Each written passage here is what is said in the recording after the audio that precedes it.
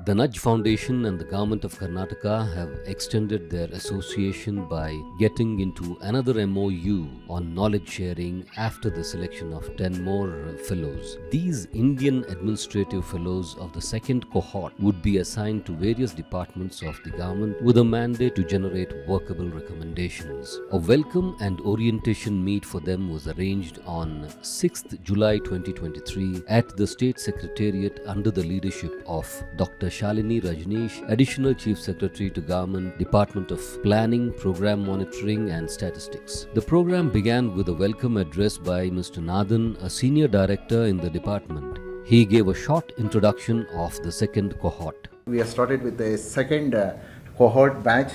As you know, this is the July 2023 we are starting up. All 10 senior executive, I mean to say higher fellows, have submitted a beautiful report, recommendation report. In this context, now we are going to introductory session and all we have to a great kickstart of this one, second program over there. It is very happy for this moment. Mr. Vivek Sharma, a Senior Director of the Nudge Foundation, spoke a few words on this collaboration of Nudge with the Government of Karnataka. Dr. Shalini Madam has been the great anchor to this program and support, and she has been driving this program and great champion in Government of Karnataka for this, and we are grateful to her. The new Indian Administrative Fellows then introduced themselves. Mr. Abhishek Bhalla is assigned to the Department of Agriculture, Mr. Puneet Jetli, Department of Commerce and Industries, Mr. Murli Govindarajulu, Department of Finance, Chandramouli Subramanian, Department of Planning, Program Monitoring and Statistics, Mr. Praveen Hungund, Department of Rural Development and Panchayat Raj, Ms. Prapulla Sandeep, Department of School Education and Literacy, Bharat Sondur, Department of Skill Development, Entrepreneurship and Livelihood, Sri Chandra Menon, and Preetham Kumar Sinha, Department of Women and Child Development, Pratap Parashar, Department of Youth Empowerment and Sports. Dr. Shalini Rajneesh then briefed the fellows on the multifarious activities of the government. She gave them a bird's eye view of the initiatives like Avalokana, Data Lake, Akanksha, among others. She assured them that the planning department would facilitate their interactions with various departments. It is important that we have a quick decision making in terms of what is it that we want to do. Not just what we want to do, what is doable. Try to look at the strengths. Okay, this is my strength, this is department strength. How can I make it 1 + 1 11?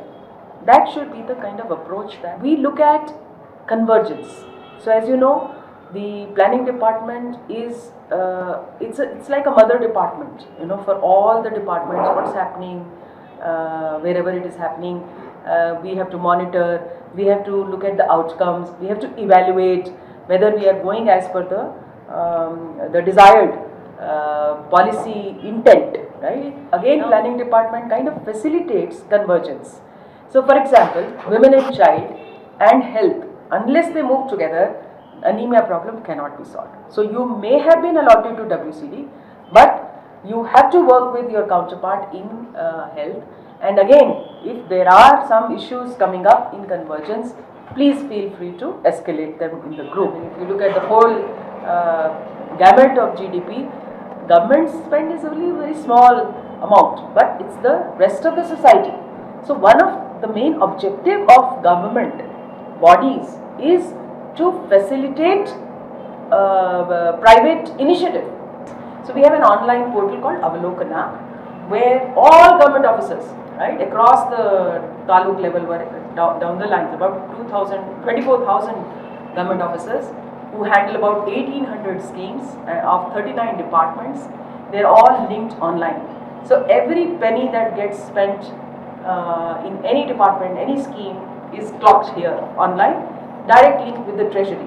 This has the data of almost about 1,200 parameters across the state, across the departments, down to the taluk level. It is again available online, and what it does is,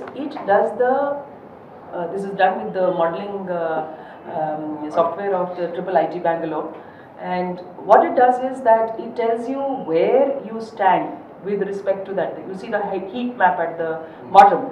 So you take one indicator, and for that taluka, is it in the red or is it in the green? So one taluka may have 4 greens but 2 reds and so on. You know the matrix thing.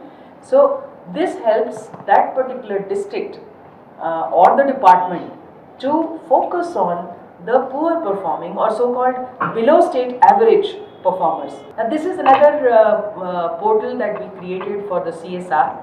It's again it's the first of its kind in the country, where as per the corporate Ministry of Corporate Affairs, we have taken all the corporations who are CSR compliant and within the state, and then we've taken all the NGOs who are listed on Niti Aayog's Darpan portal, and then of course all the officials of the state. Within 10 minutes you can decide whom to partner with, how much to partner with, what project to take, and you will get a final printout of a signed MOU with the concerned departmental and the NGO NGO agency who can help you implement. All right. So Karnataka Evaluation Authority is again one of its kind, the first to happen in the entire country, and today Niti Aayog has recognized it as a role model.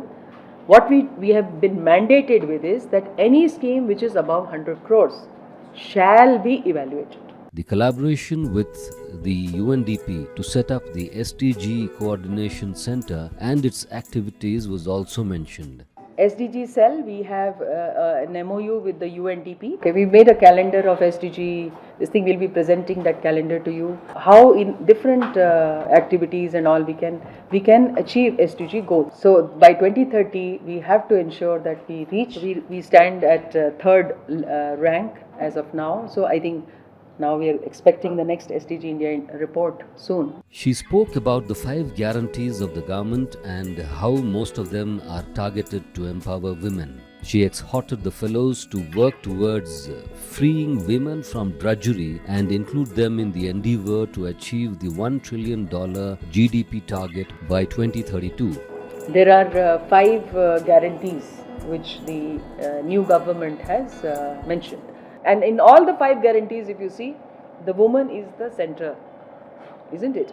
So whether it is a ration card, the food department thing, all women are made head of the family, surprisingly. All women are made head of the family, so they will get the ration also. Taking our GDP to 1 trillion, right? Now, as you know, services sector, industry sector and the agriculture sector, all 3 sectors have to become extremely vibrant to ultimately contribute to this thing. And again, government acts only as a facilitator. She stressed on the expectation from the nudge cohorts to bring in the efficiencies of the private sector into government and scale up the best practices that they know of. You can make a small difference somewhere in one organization, but you can make a huge difference in government. So look at making huge difference. Pick up the successful, models and just see how I can replicate with minimum failures and maximum results. The Secretary of Planning and MSME, Commerce and Industry Department, Dr. Richard Vincent D'Souza, advised the fellows to be proactive and come up with solutions to administrative logjams. Secretaries also is very busy. Many of the secretaries are very busy. They may not find time all the time to sit discuss this point. But at times you will also have to chase the idea. That is, I think, very important. And Madam has very rightly said, I think it's very often should happen. Dr. Shalini Rajneesh then interacted with the fellows and cleared some of their doubts. Is there something that is being focused as protection of data, protection of systems, leakages? Those are all taken care of. E-governance department, E-governance. security and all takes care of that. So when we develop any portal, we host it on the state data center, and that is only after the security audit.